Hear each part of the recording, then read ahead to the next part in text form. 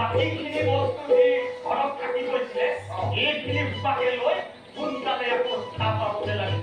নহ'লে পৰিয়াল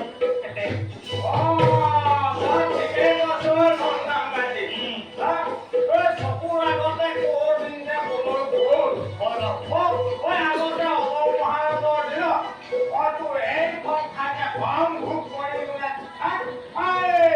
মাছে খাবিলে কাছৰে খাবিলে তোক কৈছো নহয় মিঠাই মিঠাই ঘৰ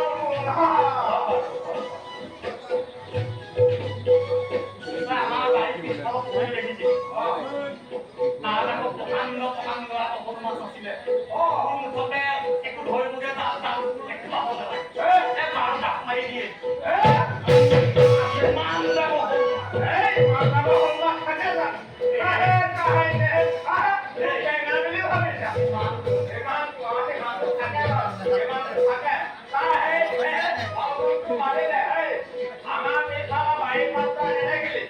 দেখিছিলো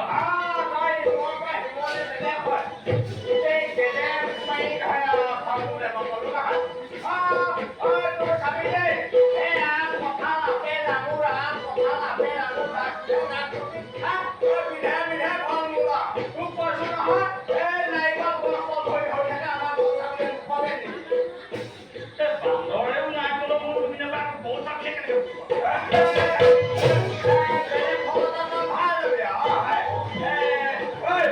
এটা কথা দেই এইবোৰ কিন্তু সেই অসম মহাৰাজৰ দিনত কিন্তু এনেকুৱা নাছিলে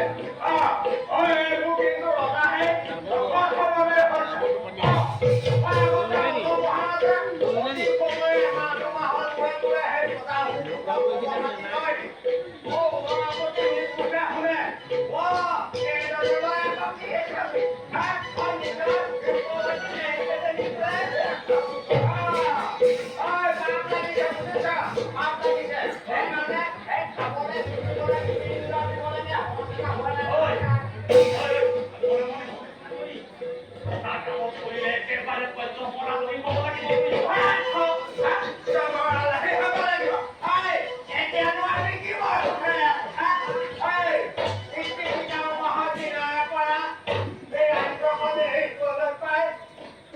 মনত কিমান বেদাল লাগিছে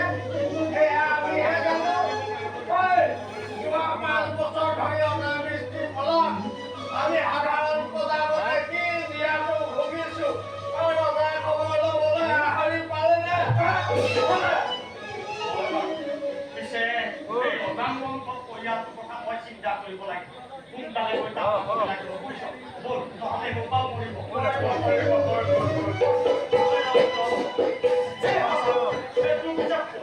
মই বুজাই নাই